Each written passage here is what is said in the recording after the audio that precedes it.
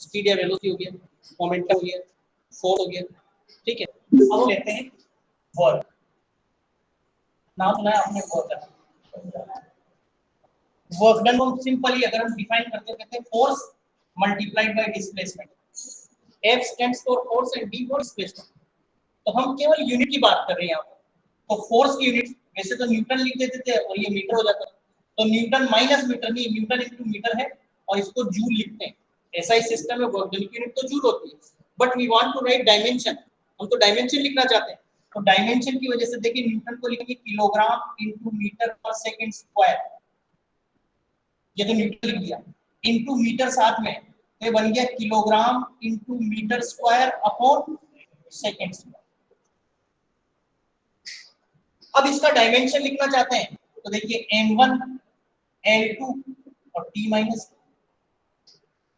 m1 l1 और t minus, इसका dimension हुआ वर्क का। और एसआई सिस्टम की यही खासियत थी कि वर्क है, एनर्जी है, इनकी सभी की डायमेंशन, सभी की यूनिट्स क्या है, सेम। जैसे वर्क के साथ में ले लूं एक बार काइनेटिक एनर्जी। काइनेटिक एनर्जी देखिए, काइनेटिक एनर्जी का फॉर्मूला आपने पढ़ा था, K = ½ mv²।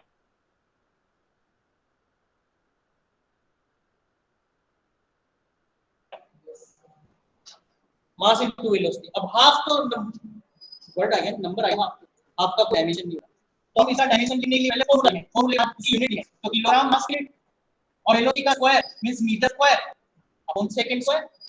तो वापस डायमेंशन हो गया m1 l2 t-2, यानी कि काइनेटिक एनर्जी का डायमेंशन और काइनेटिक एनर्जी की यूनिट दोनों वही है जो किसकी थी, वर्क की।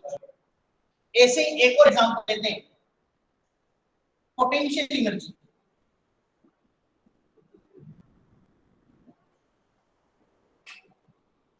इनकी डेफिनेशन पता है आपको, काइनेटिक एनर्जी क्या होती है?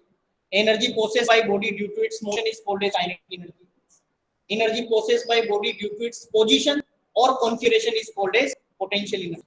तो आपने पिछली 9th क्लास में पोटेंशियल एनर्जी का केवल एक ही फॉर्मूला देखा था, U से रिप्रेजेंट करते थे, होता था mgh, where m stands for mass, g stands for gravitational acceleration and h for height।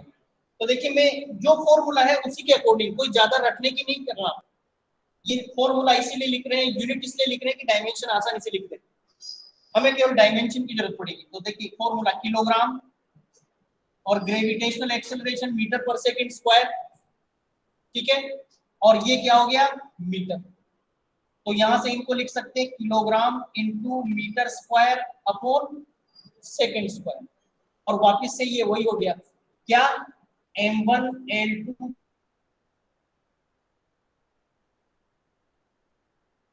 t-, same dimension. So what we conclude here, इस कंक्लूजन से क्या समझ में आया कि work done, kinetic energy and potential energy, all these three physical quantities जिनको हम derived quantities कह रहे हैं, जिनको फंडामेंटल से डिराइव किया है, they have the same unit as well as same dimension। ये सेम यूनिट है, इनकी यूनिट भी सेम है और इनकी डायमेंशन भी सेम है। ये बात हमने एसआई सिस्टम की जो प्रॉपर्टीज बताई, प्रॉपर्टीज ऑफ एसआई सिस्टम है, किस नाम से बताई थी, बताइए जरा,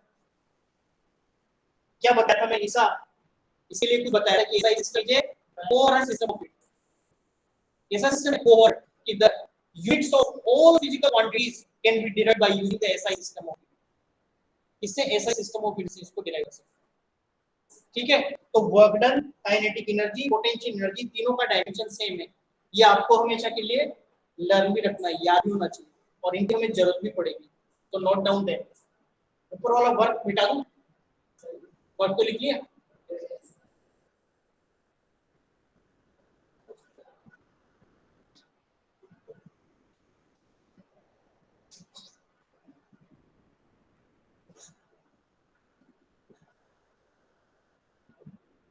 तो देखिए कुछ और नई फिजिकल क्वांटिटी यहाँ पर ऐड करें अपन वर्क के साथ। वर्क डन हो गया, काइनेटिक एनर्जी हो गया, पोटेंशियल एनर्जी हो गया, है ना। जो हमें जिनकी जरूरत पड़ती जा रही है। ऐसे ही हमारे पास एक और नई क्वांटिटी इंट्रोड्यूस करते हैं, power. What is the definition of power? Anybody? हाँ हाँ, सब भूल गए। Rate of doing work is called as power. Power का मतलब क्या था? Rate of doing. फॉर्मूला लिखते थे P equals to W upon T। Unit लिखेंगे तो जूल पर सेकेंड, पर केवल जूल लिखने से तो अपना काम ही नहीं चलेगा ना। तो देखिए यहां से आपको ये ध्यान रखना है, जूल, ये भी जूल था, ये भी जूल था, ये भी जूल था।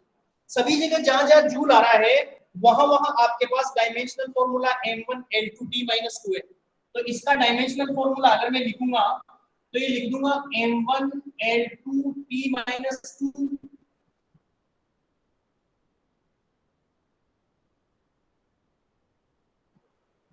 Upon T. ये तो पूरा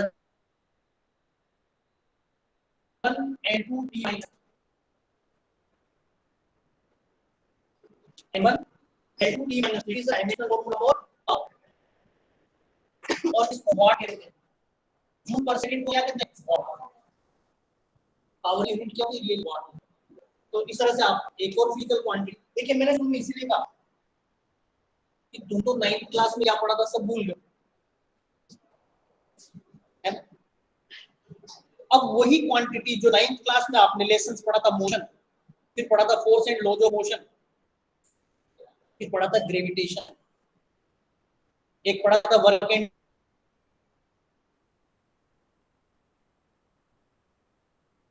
एनर्जी, एक पढ़ा था साउंड। ये पांचों लेसन इधर आएंगे। ये पांचों लेसन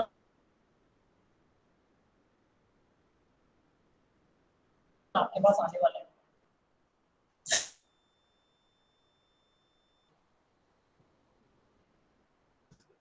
डिफाइन कीजिए pressure. What is pressure?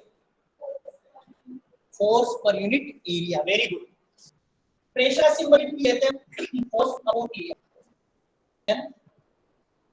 Newton को क्या लिखेंगे? Kilogram into metre upon second square. ये तो न्यूटन का कन्वर्जन करती है।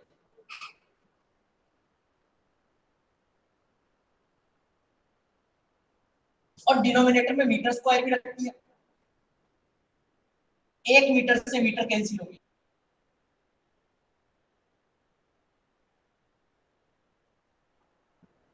और इसका डायमेंशन जब लिखेंगे आप तो क्या लिख देंगे? m1 L-1 T-, m1 numerator में है मास, लेंथ डिनोमिनेटर में है तो L-1, टाइम का सेकंड का स्क्वायर है तो T-। और ऐसे इलेक्ट्रॉन पास कर रेल की कोई होती है ऐसा सिस्टम, उसको क्या कहते हैं? पासल की। तो ये प्रेशर की यूनिट है।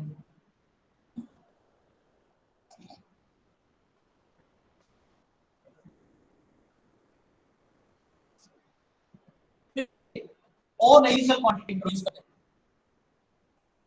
कुछ याद आ रहा है मुझे? हाँ, और तू तो बहुत अच्छी बात करती है। सरफेस टेंशन तक पहुंचने का टाइम लगेगा। अभी पहले हम छोटी छोटी चीजें तो लेंगे, जैसे वो भी नहीं, ग्रेविटेशनल कांस्टेंट।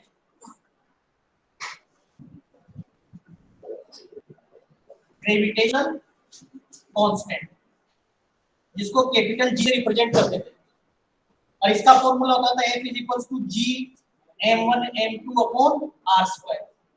अगर इसकी यूनिट लिखेंगे तो newton into metre square upon kilogram square. Newton into metre square upon kilogram square. ठीक है। अब यहां से न्यूटन तो क्या बन गया देखिए, kilogram into metre upon second square. तो न्यूटन ये लिखते हैं, मीटर स्क्वायर पहले से ही है और नीचे आ गया किलोग्राम स्क्वायर और ऊपर किलोग्राम। 1 किलोग्राम कैंसिल कर तो न्यूमरेटर में बचा मीटर का क्यूब अपॉन डिनोमिनेटर में किलोग्राम इंटू सेकंड का स्क्वायर। तो जब डायमेंशन लिखेंगे तो m पर पावर -1 किलोग्राम। अब की बात ये पहली फिजिकल क्वांटिटी आई है आपके पास जिसमें मास पर पावर -1 है, तो m पर पावर -1, l पर पावर 3 और t पर पावर -1। ये देखिए ये बहुत काम है। ग्रेविटेशनल कांस्टेंट आपके कई जगह काम है।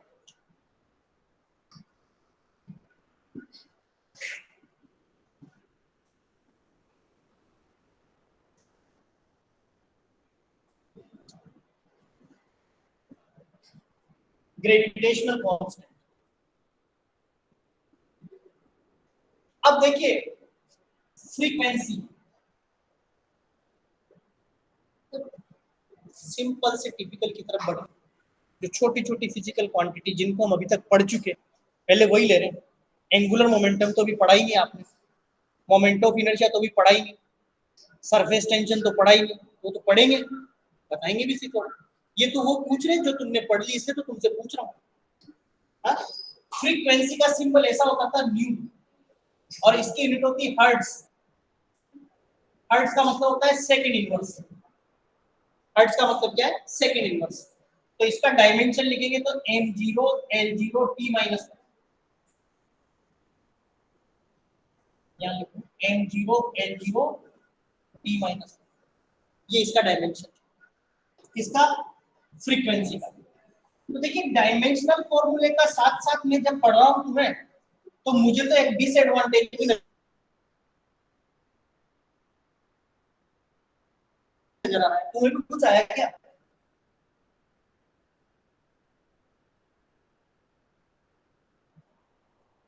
कोई डिसएडवांटेज भी दिखा क्या? देखिए जैसे वर्क था, काइनेटिक एनर्जी थी, पोटेंशियल एनर्जी थी, तीनों का डायमेंशनल फॉर्मूला सेम है। तो मतलब हम किसी भी डायमेंशनल फॉर्मूले को सिंपली देखकर ये नहीं पहचान सकते कि कौन सी फिजिकल क्वांटिटी को रिप्रेजेंट करेगा। उसके लिए आप थोड़ी और जानकारी भी जरूरत।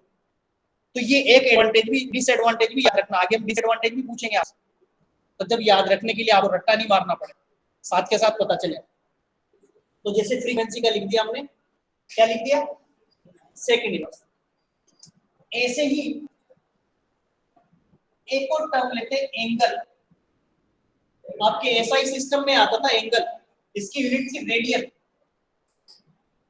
यूनिट तो रेडियन, पर एंगल क्या होता है? Arc upon radius. तो देखिए आर्क भी मीटर में मेजर किया जाएगा, रेडियस भी मीटर में मेजर किया जाएगा, तो ये डायमेंशन लेस है।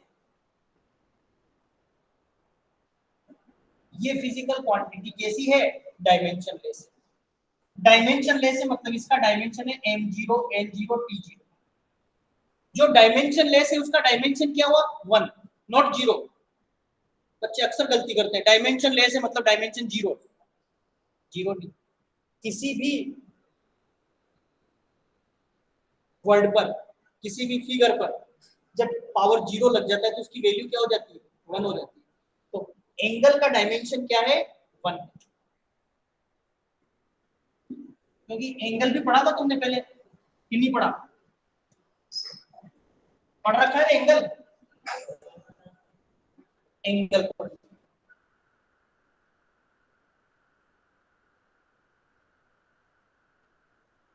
अब देखिए एंगुलर वेलोसिटी,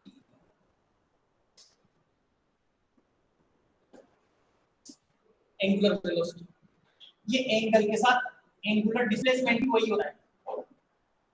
हमें थोड़ा सा रोटेशन मोशन से बढ़ते, डिस्प्लेसमेंट जो लीनियर डिस्प्लेसमेंट होता है उसी का एनालॉग क्या है? Angular displacement. एंगुलर डिस्प्लेसमेंट के लिए एंगल बना देते हैं ना, ये रोटेशन मोशन चल रहा है, ये बॉडी पहले यहाँ थी अब यहाँ पर पहुंची, पहले पी थी पी डैश पर पहुंच गई, तो ये एंगल क्या हो गया? थीटा। इसी को थीटा कहते हैं, ये एंगुलर डिस्प्लेसमेंट है। अगर एंगुलर वेलोसिटी कहेंगे तो इसका सिंबल होता है ओमेगा, इसको डब्ल्यू नहीं बोलेंगे, इसको बोलते हैं omega, that is angular displacement upon time taken. जैसे आपका लीनियर वेलोसिटी क्या होता था? Displacement upon time, rate of change of linear displacement that is called as linear velocity. Rate of change of angular velocity, angular displacement that is called as angular velocity. तो angular displacement तो क्या आ गया? Theta, और rate का मतलब time से divide कर दिया, तो इसकी यूनिट लिखेंगे तो होती है रेडियन अपॉन सेकेंड। रेडियन का तो कोई डायमेंशन नहीं, तो डायमेंशन लिखेंगे तो हो जाएगा m0 l0 पर t तो आ गया ना, t माइनस। अब देखिए फिर कोइंसिडेंस हो गया, एंगुलर वेलोसिटी का डायमेंशन वही है जो फ्रीक्वेंसी का है? अब अगर जहां एंगुलर वेलोसिटी यूज होगा जरूरी है कि वहां फ्रीक्वेंसी भी यूज, तो हम केवल डायमेंशन को देखकर फिर पहचान नहीं पाएंगे कि ये एंगुलर वेलोसिटी रिप्रेजेंट करी जा रही है या डायमेंशनल फॉर्मूला से या फ्रीक्वेंसी रिप्रेजेंट की जा रही है। तो ये भी डायमेंशनल फॉर्मूले का एक डिसएडवांटेज है। कभी कभी क्वेश्चन ये भी पूछते हैं which of the physical quantity out of the which of the following physical quantity which are having the same dimensions. तो ये एक सेट ये भी हो गया, सेम डायमेंशन का एक सेट मैंने वर्क, काइनेटिक एनर्जी और पोटेंशियल एनर्जी बताया था। एक क्या हो गया, फ्रीक्वेंसी और angular velocity. Is it clear? और आगे बढ़े, यानी कि जब हमने ट्रांसलेशनल मोशन को छोड़कर रोटेशनल मोशन की तरफ आ गए, तो जो जो पैरामीटर्स ट्रांसलेशनल मोशन में काम आते थे वो सब रोटेशनल में भी काम आए। तो ट्रांसलेशनल मोशन में जैसे मैं लीनियर डिस्प्लेसमेंट कहता था, उसकी जगह एंगुलर डिस्प्लेसमेंट आ गया रोटेशनल में। ट्रांसलेशनल मोशन में हम लीनियर वेलोसिटी कहते थे, तो रोटेशनल मोशन में एंगुलर वेलोसिटी आ गया। अब ट्रांसलेशनल मोशन में उसके बाद कहते थे acceleration, that is rate of change of velocity, है ना? तो वैसे ही यहां कहेंगे एंगुलर एक्सेलरेशन। इसके लिए सिंबल होता है अल्फा, ये सिंबल्स भी आते हैं, equals to omega upon T, और यूनिट लिखेंगे रेडियन अपॉन सेकेंड स्क्वायर। तो dimension m0 l0 t minus, क्या डायमेंशन हो गया, m0 l0 t minus 2, that is the dimension. Is it clear? ये बात सबको समझ में आई?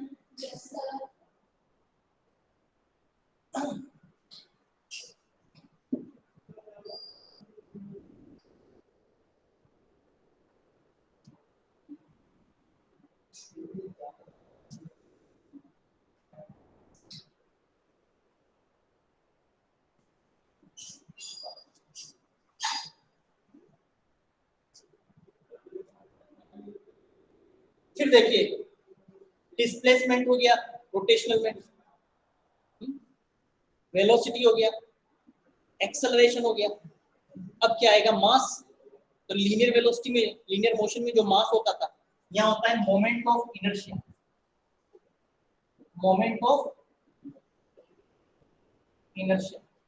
Here moment of inertia plays the role of mass, and this moment of inertia is the rotational analog of mass.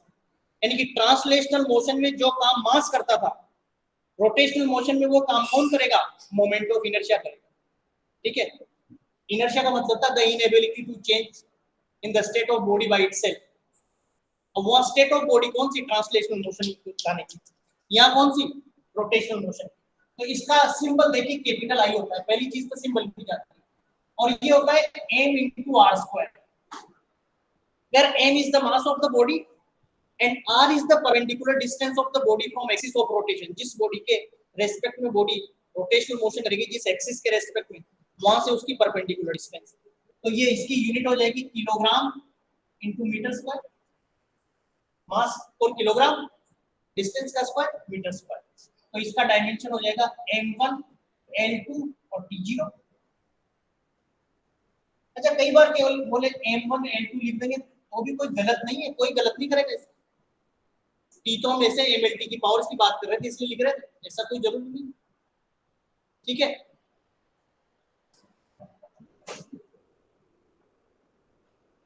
एक दो ले, फिर देखिए एंगुलर मोमेंटम।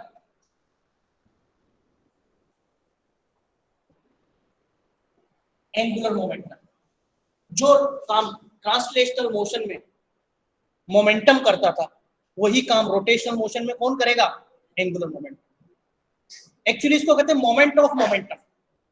तो ये इसके लिए सिंबल होता है कैपिटल एल, और इसको लिखते हैं M V R. M V तो ट्रांसलेशनल मोशन का मोमेंटम था, इस आर एक्सिस ऑफ रोटेशन से डिस्टेंस।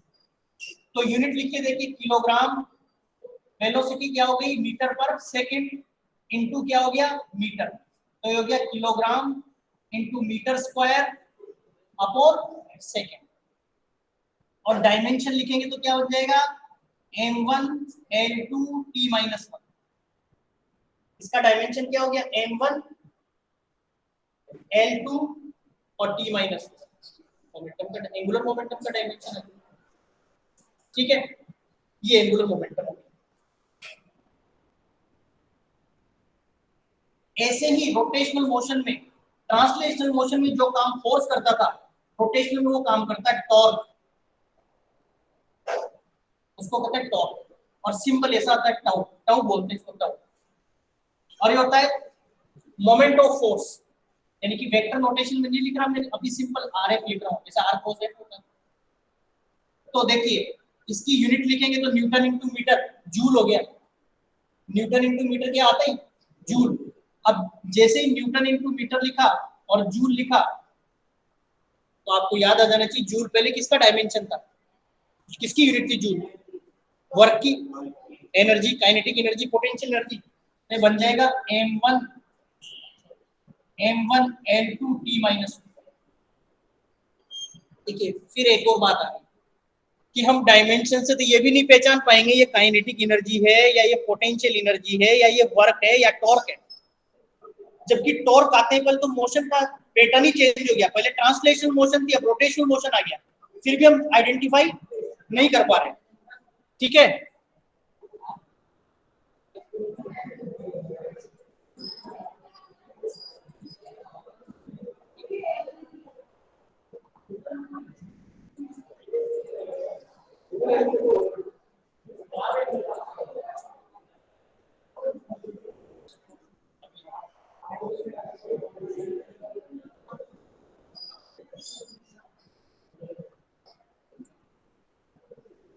तो आज इतनी ही फिजिकल क्वांटिटीज रख ले, आगे कर लेंगे और कुछ।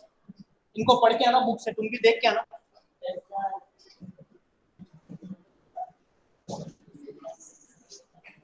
ये भाई घर से जो बच्चे जुड़े हुए वर्क फ्रॉम होम में, ये कुछ कम नजर आ रहे हैं आज।